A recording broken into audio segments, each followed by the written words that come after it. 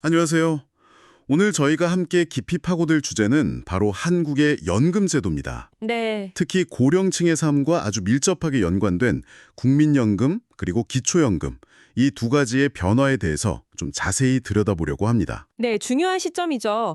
요즘 은퇴하시고도 계속 일하시는 분들 주변에서 많이 보잖아요. 그럼요. 부쩍 늘었죠. 네, 이런 분들의 연금 수급 조건이 이제 어떻게 바뀌는지, 또 왜 이렇게 많은 어르신들이 계속 일하기를 원하시는지, 저희가 받은 관련 보도랑 통계 자료들 보면서 좀 꼼꼼하게 파헤쳐 보겠습니다. 시작하기 전에 오늘 다룰 연금이 크게 두 가지잖아요. 국민연금, 그러니까 우리가 일하면서 보험료 낸 걸 기반으로 받는 거. 그렇죠. 그리고 기초연금. 이건 소득이나 재산이 좀 적으신 어르신들께 세금으로 지원하는 거고요. 네, 맞습니다. 성격이 다른 두 연금이죠. 이 두 가지가 어떻게 달라지는지 여러분의 노후 설계나 뭐랄까 우리 사회 미래 모습에도 좀 중요한 힌트가 될 수 있을 것 같습니다. 네, 보내주신 자료들을 보니까요. 이게 단순히 제도가 이렇게 바뀝니다. 이걸 넘어서는 이야기더라고요. 아, 그 배경이 중요하다. 그렇죠. 왜 이런 변화가 필요한지, 또 이게 실제 고령층 삶에 어떤 영향을 줄 건지 그 이면을 좀 봐야 합니다.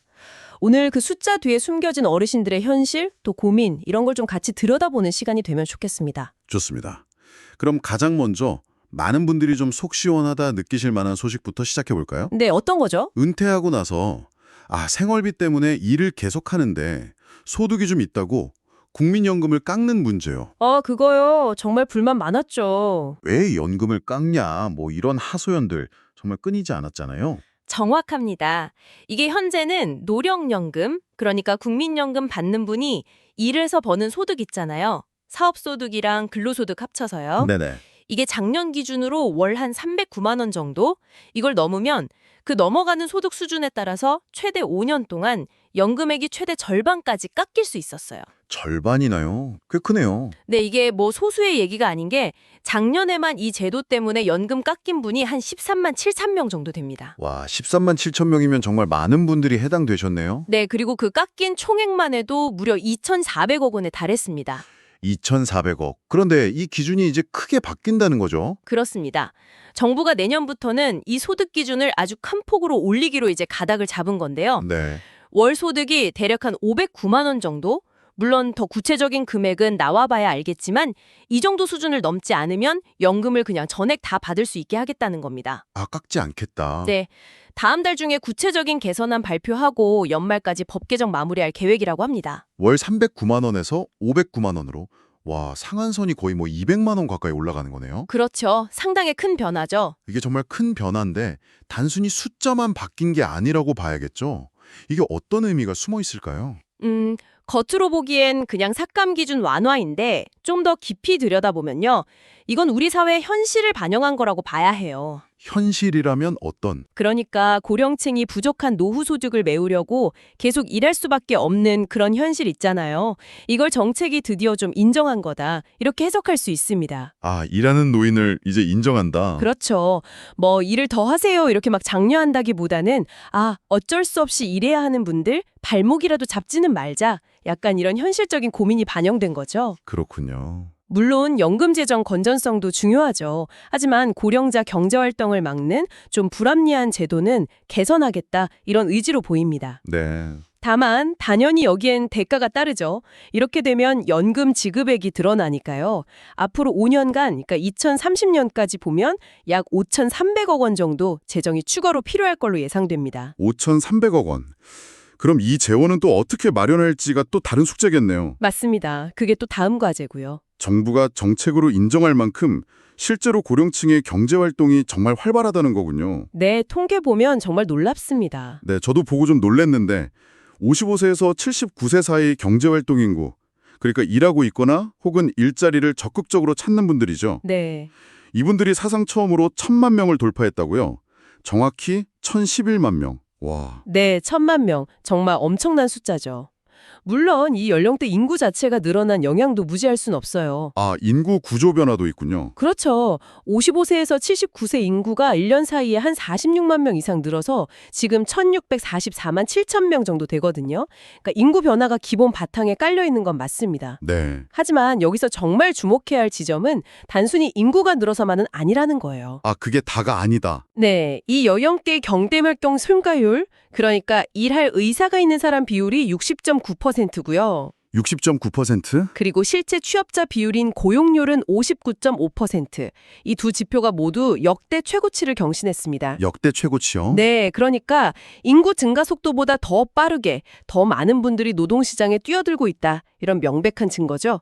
우리가 흔히 생각하는 은퇴 후 휴식, 이런 전통적인 노년의 모습과는 좀 상당히 다른 풍경이 펼쳐지고 있는 겁니다. 그렇군요. 그럼 이 1,000만 명이 넘는 어르신들은 주로 어떤 분야에서 일하고 계신가요? 자료 보니까 단순 노무직 종사자 비율이 22.6%로 가장 높네요. 네, 맞아요. 전체 취업자 평균보다 한 8%포인트 이상 높다고 하니까 상대적으로 더 많은 고령층이 이 분야에 계신 거죠. 그렇네요. 그 다음이 서비스직이고 예상대로 관리자나 전문직, 사무직 비율은 좀 낮게 나타났고요. 네. 그리고 또 하나 제가 좀 눈여겨본 점은 현재 일하는 고령층의 거의 70%, 이분들은 젊은 시절에 오랫동안 몸담았던 이른바 주된 일자리에서는 이미 퇴직한 상태라는 거예요. 아, 그쵸. 대부분 그렇죠. 그만둘 때 나이가 평균 53세 정도였다고 하니까 생각보다 훨씬 이른 나이에 본인의 주 경력을 마감하고 새로운 일을 찾으신 분들이 대부분이라는 뜻이잖아요. 맞습니다. 그리고 왜 그 주된 일자리를 그만뒀는지 그 이유를 보면 좀 더 씁쓸한 현실이 드러나요. 이유요? 네. 가장 큰 이유가 사업 부진이나 폐업 같은 회사 사정이었어요. 25%. 아, 본인 의사랑 상관없이? 그렇죠. 그 다음이 본인의 건강 악화. 22.4%, 그리고 가족 돌봄이 14.7% 순이었습니다. 그러니까 정년퇴직처럼 딱 계획된 은퇴보다는 본인 의지랑 상관없이 혹은 건강 문제 때문에 어쩔 수 없이 회사를 나와야 했던 분들이 상당수라는 걸 보여주는 거죠. 네.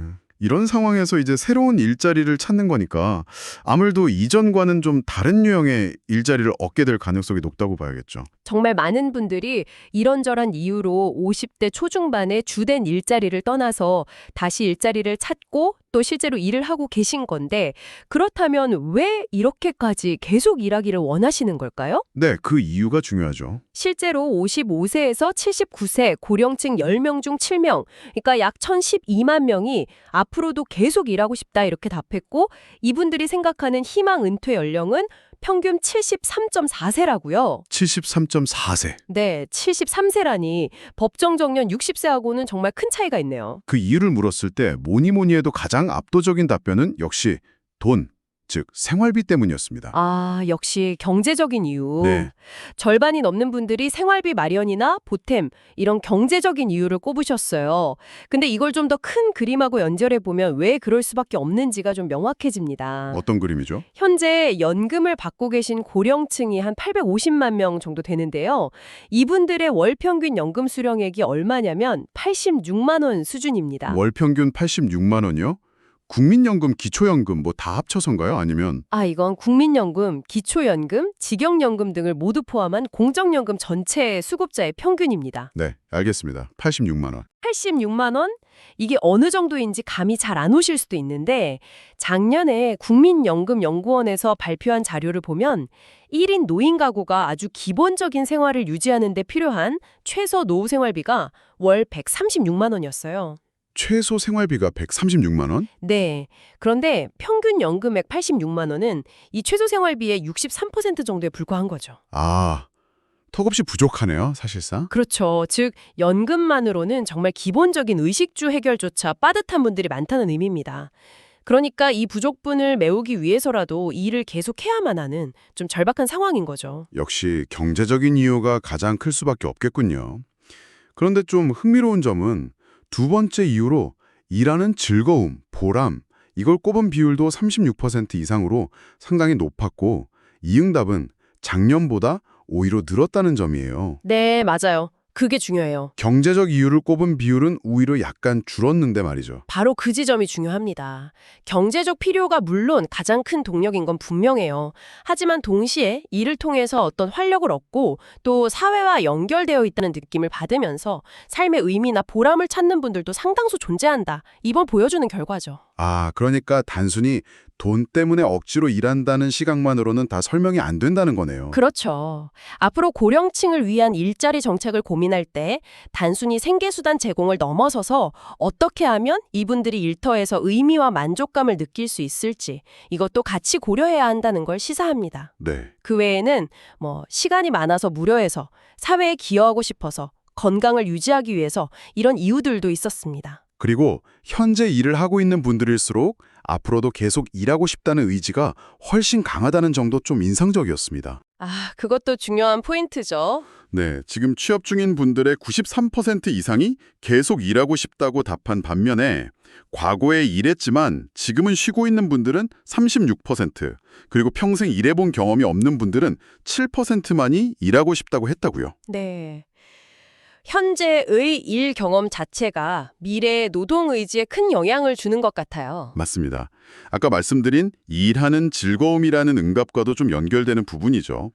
현재 일이 주는 만족감이나 필요성, 이런 것들이 계속해서 노동시장에 머물고 싶게 만드는 중요한 요인이 될 수 있다는 걸 보여줍니다.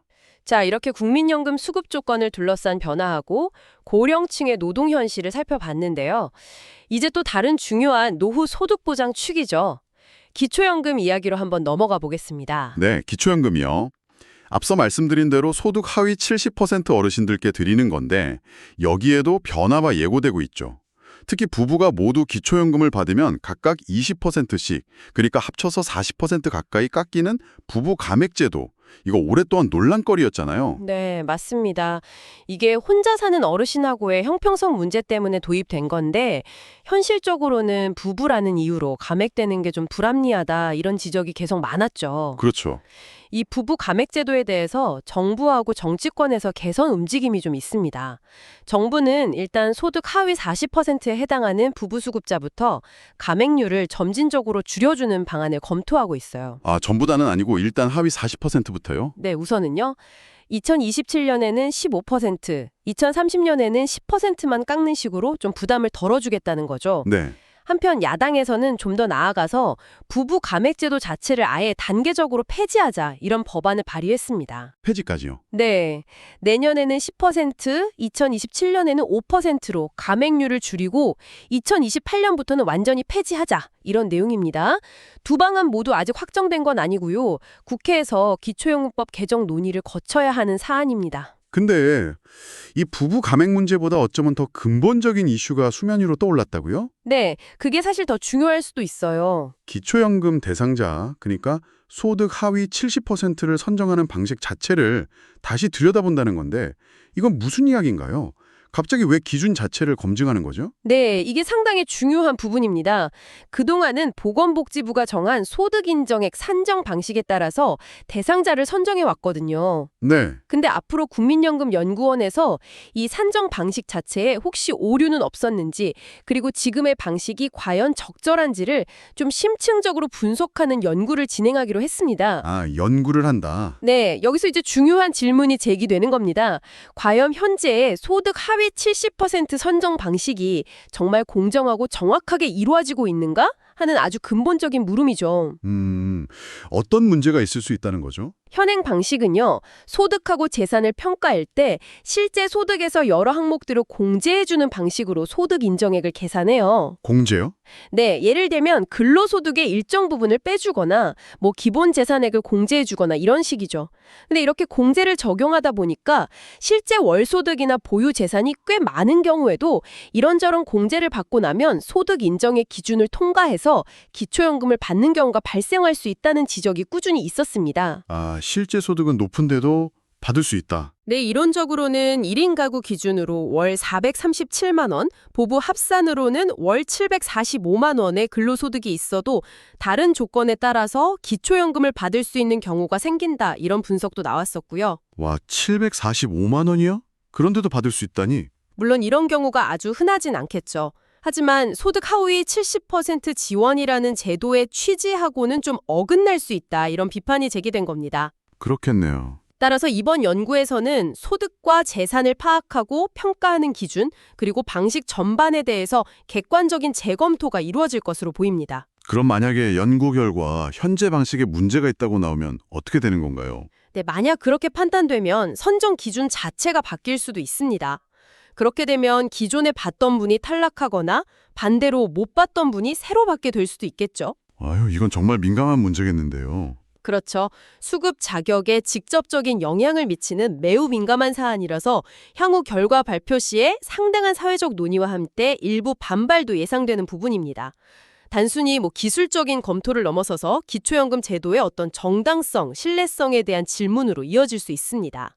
자, 그럼 오늘 나눈 이야기들을 쭉 한번 종합해보면 어떤 그림이 그려질까요? 네, 우선 국민연금은 일하는 고령층의 소득 때문에 연금이 깎이는 그 상한선을 대폭 올리기로 했다. 그렇죠. 이거는 더 이상 은퇴 후 휴식, 이게 당연하지 않은 길어진 노년기에도 계속 일해야 하는 현실을 정부가 정책적으로 수용한 결과다. 이렇게 볼 수 있겠네요. 네, 현실 반영인 거죠. 동시에 또 다른 축인 기초연금은 부부 감액 문제도 있지만 더 나아가서 과연 지금의 방식대로 지원하는 것이 공정한가 하는 더 근본적인 질문에 답해야 하는 상황에 놓였다. 이렇게 정리할 수 있겠고요. 정확합니다. 이 모든 변화와 논의는 단순히 연금 제도라는 그 틀 안에서만 볼 게 아니라고 생각해요. 더 큰 그림에서 봐야 한다. 네, 우리 사회 전체가 이제 초고령 사회라는 거대한 파도를 어떻게 맞이하고 또 헤쳐나가야 할지 여기에 대한 고민과 맞닿아 있는 거죠. 길어진 노년기의 경제적 불안정성을 어떻게 완화할 것인가? 현재 공적연금 시스템은 과연 충분한가? 그리고 노동시장에서 밀려나지 않고 또 밀려나고 싶지 않아서 계속 일하려는 고령층의 어떤 열망과 필요를 우리 사회가 어떻게 품고 지원할 것인가? 이런 본질적인 질문들에 대한 답을 찾아가는 과정이라고 생각합니다. 네, 정말 중요한 지적입니다.